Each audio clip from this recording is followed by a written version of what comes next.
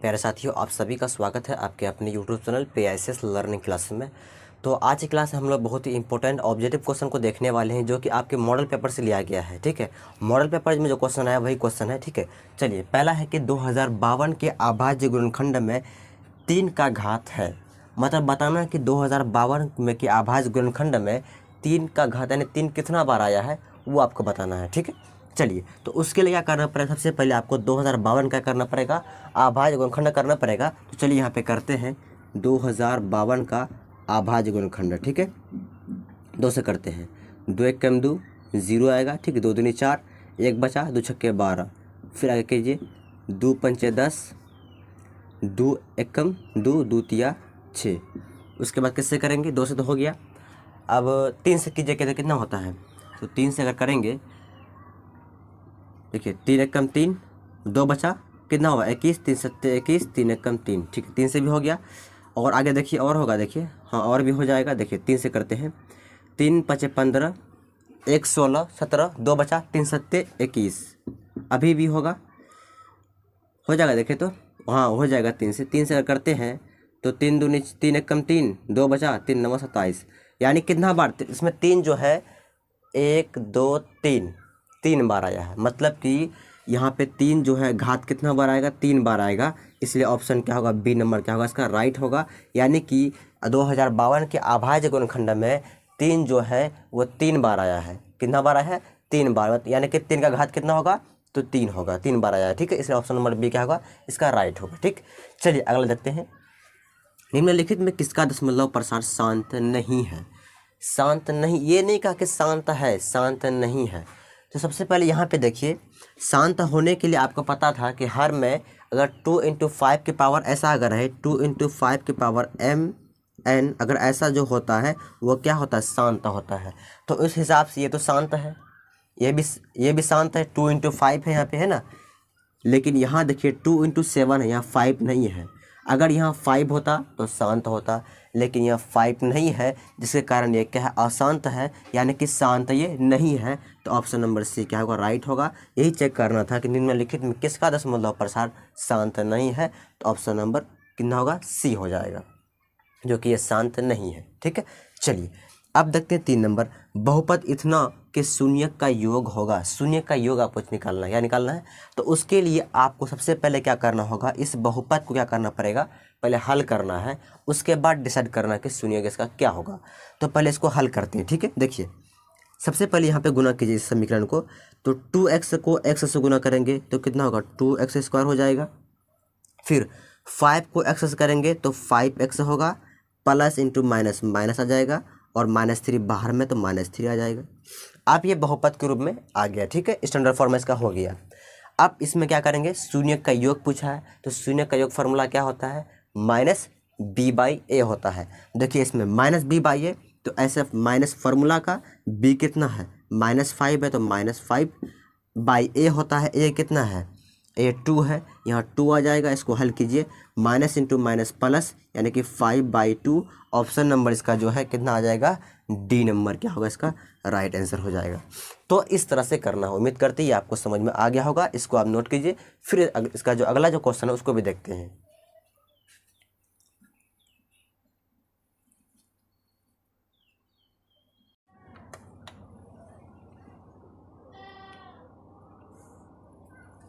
देखिए question number 4 कह रहा है, यदि समीकरण इतना का मूल -3 है, 3 हो तो p का मान ज्ञात करना है। मूल बोलते हैं x का मान। आपको पता होता है कि x का मान अगर -3 है तो p का मान क्या होगा, ये आपको निकालना है। मूल जहाँ भी रहे समझ लेना कि x y इसी का बात कर रहा है। तो इस बहुपद में x है तो x की बात करेंगे, यानी मूल x के बारे में बोल रहा है ये, कि x का जो मान है वो -3 है। तो p का मान क्या होगा, कुछ नहीं। देखिए समझिए, बहुत ही आसान है इसमें। देखिए सबसे पहले यहाँ पे समीकरण जो लिखा, पहले इसको लिखिए यहाँ पे आप, 2x² प्लस px -3 बराबर 0। ये समीकरण दिया गया आपको, है ना। ठीक, तो मूल कितना है, -3, यानी कि x का जो मान है वो कितना है, -3 है। तो p का मान आपको निकालना है। तो जहाँ जहाँ x है ना वहाँ पे -3 पुट कर देना है, उसमें रख देना है। देखिए यहाँ पे 2 × x² है, तो x के स्थान पे -3 रखेंगे तो -3 का क्या हो जाएगा, स्क्वायर हो जाएगा, स्क्वायर यहाँ पे प्लस पी इंटू एक्स के स्थान पे क्या रखेंगे -3 रखेंगे, फिर -3 बराबर 0। ठीक है, अब आगे देखिए यहाँ पे हो जाएगा 2 इंटू 3 का स्क्वायर कितना हो जाएगा 9, ये माइनस प्लस बन जाएगा। ठीक, फिर गुना कीजिए तो plus into minus, -3 into P कितना हो जाएगा 3p हो जाएगा, और ये -3 है तो -3 बराबर 0। ठीक है, चलिए आगे समझिए आप। अब यहाँ गुना कीजिए, 9 दूनी कितना हो जाएगा 18 हो जाएगा, 9 दूनी 18 हो गया, -3p है तो -3p, और ये -3 है तो -3 बराबर 0 है तो बराबर 0 कर देंगे। चलिए इसको भी हल कर लेते हैं। 18 में 3 माइनस होगा तो कितना बचेगा 15 बचेगा, तो 15 हो जाएगा यहाँ पे 15 माइनस 3p बराबर 0 हो जाएगा। अब इस -3p को आप यहीं पे रखिए। ठीक है, इसको जो उधर भेजेंगे तो इधर प्लस में है तो बराबर के जब इधर आएगा तो माइनस में जाएगा वो, यानी कि माइनस कितना हो जाएगा 15, यहाँ हो जाएगा -15 और ये माइनस में ख़त्म। अब देखिए p का मान यहाँ या 2 3 किस में गुना में है, उधर भेजेंगे तो भाग में जाएगा तो 15/3 यानी काटेंगे तो 3 5 15 यानी p का मान कितना 5 आ जाएगा, कितना आ जाएगा यानी 5 ऐसे हो जाएगा, यानी p बराबर हो जाएगा 15/3 काटेंगे तो कितना आ गया 5, यानी p का मान कितना आ गया 5 आ गया, यानी कि option number C right answer होगा। ठीक, चलिए अब देखते हैं 5 नंबर। कह रहा है यदि बहुपद इतना कि शून्यक अल्फ़ा बीटा हो तो अल्फ़ा इंटू बीटा का मान है। अल्फ़ा इंटू बीटा इसका मतलब क्या, शून्यक का गुणनफल। क्या पूछ रहा है, ये आपको बहुपद दिया गया है और इसका क्या करना है, आपको शून्यक का गुणनफल निकालना है। तो शून्यक का गुणनफल का फॉर्मूला क्या होता है, c/a होता है, ये होता है ना। तो देखिए इस बहुपद में c कितना है तो c है, a कितना है तो a के स्थान a ही है, यानी कि इसका डायरेक्ट ऑप्शन आंसर ही हो जाएगा क्या c/a हो जाएगा। ठीक है, तो उम्मीद करती है आपको समझ में आ गया होगा, इसको आप नोट कर लीजिए।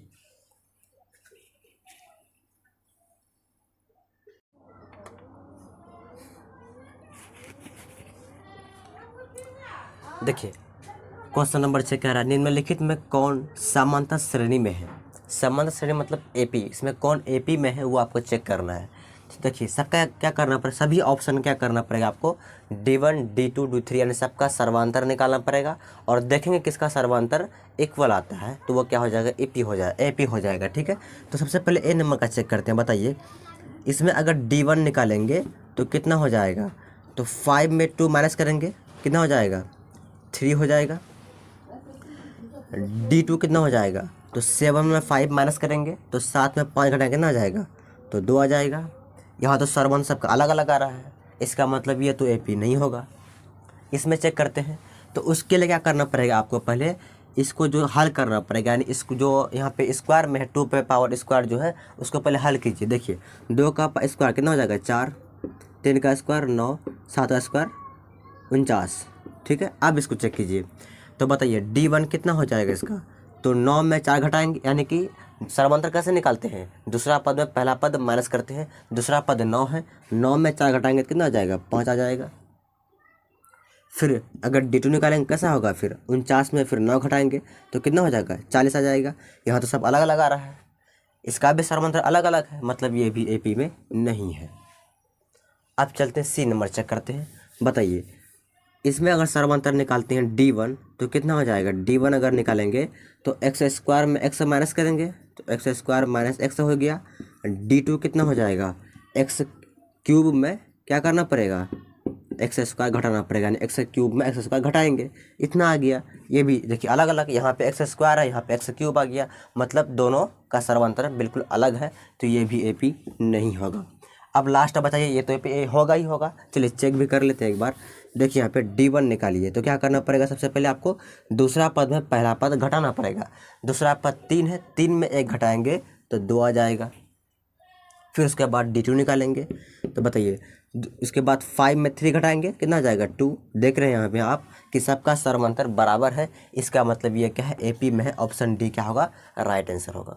ठीक, इसी तरह यहाँ पे देखिए 7 नंबर में है, ये थोड़ा अलग है। कह रहा है कि 1 + cot² theta into 1 minus cos square theta equal what, यानी ये किसके बराबर होगा। तो उसके लिए आपको पहले हल करना होगा, तभी कर पाएंगे। समझिए पहले 1 प्लस कॉट स्क्वायर थीटा ये किसके बराबर होता है, तो ये जो है ये होता है कोसेक स्क्वायर थीटा के बराबर होता है, या परे है। अब बीच में गुना है तो गुना देंगे। 1 माइनस कॉस स्क्वायर थीटा किसके बराबर होता है, तो ये होता है साइन स्क्वायर थीटा के बराबर होता है। तो क्या लिखेंगे, साइन स्क्वायर थीटा लिखेंगे, है ना।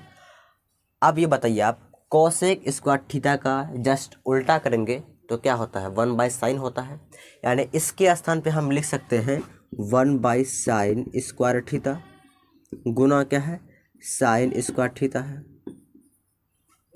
ठीक, ऐसा कर सकते हैं ना। यानी कि आपको पता है कि cos square theta cosec square theta जो होता है वो किसका उल्टा है, तो 1 बाई साइन स्क्वायर के उल्टा होता है। होता कि नहीं होता है, तो इसलिए इसका जैसे उल्टा कर दिए हैं तो ये आ गया। अब ये आराम से कट जाएगा, बचा कितना 1 1 कहाँ, ऑप्शन नंबर डी नंबर का इसका राइट आंसर होगा। तो उम्मीद करते ये आपको समझ में आ गया होगा, इसको आप नोट कर लीजिए।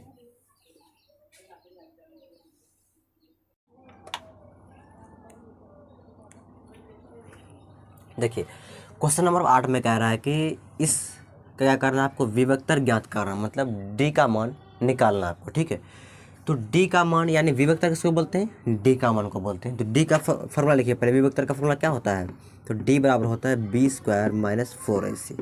ठीक है, विभक्तर निकालने का ये सूत्र होता है। तो डी बराबर क्या होगा, देखिए बी का मान कितना है इसमें, बी का मान -4 है, तो -4 का स्क्वायर हो जाएगा।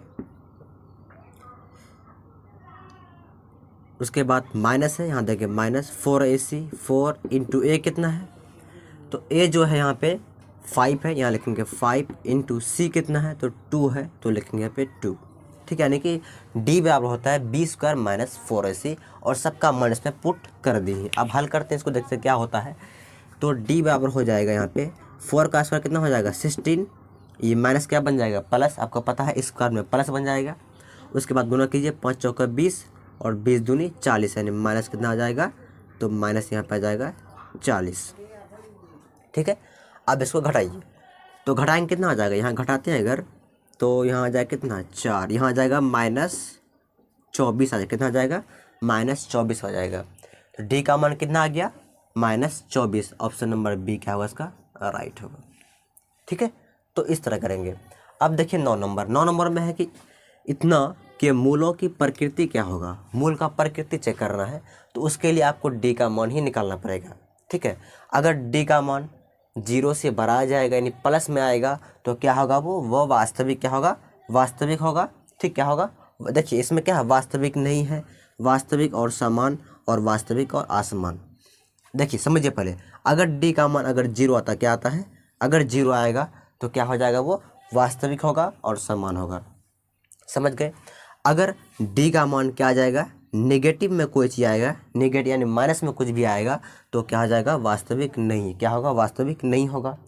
अगर डी का मान यानी 5 6 कुछ भी आ जाए, ठीक है, तो वो क्या हो जाएगा, वास्तविक और असमान हो जाएगा, यानी कि नेगेटिव लेकिन नहीं आना चाहिए। अगर नेगेटिव आ जाएगा तो वास्तविक नहीं होगा।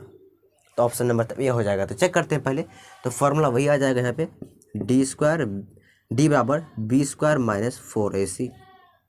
तो b कितना है इसमें -4 है, तो लिखेंगे -4 स्क्वायर, यहाँ पे स्क्वायर देना पड़ेगा, -4 है 4 इंटू ए है, ए का मान कितना है 2 है, तो यहाँ 2 लिखेंगे, इंटू सी है, सी का मान यहाँ 3 है, या क्या लिखेंगे 3।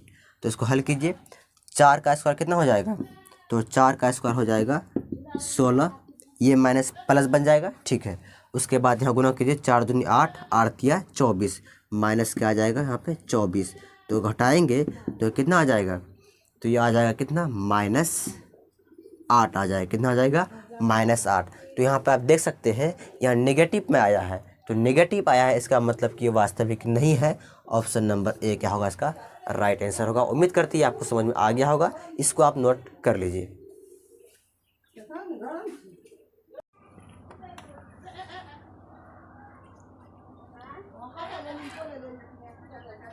क्वेश्चन नंबर 10 क्या कह रहा है, निम्नलिखित में कौन x² - 3x + 2 का एक मूल है। मूल का मतलब x का मान। ठीक है, तो एक ही के बारे में, मतलब एक ही मूल ऐसा कौन है जो इस ऑप्शन में मिलता है। तो क्या करना पड़ेगा, उसके लिए इस बहुपद क्या करना पड़ेगा, आपको मूल निकालना पड़ेगा। चलिए निकालते हैं।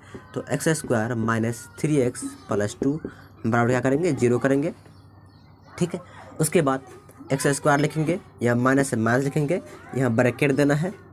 अब आप क्या करेंगे, जो अचर पर 2 है, इस 2 को इसके आगे हम कुछ नहीं, कितना 1 है, इस 2 को 1 से गुना करेंगे, कितना होगा 2 होगा।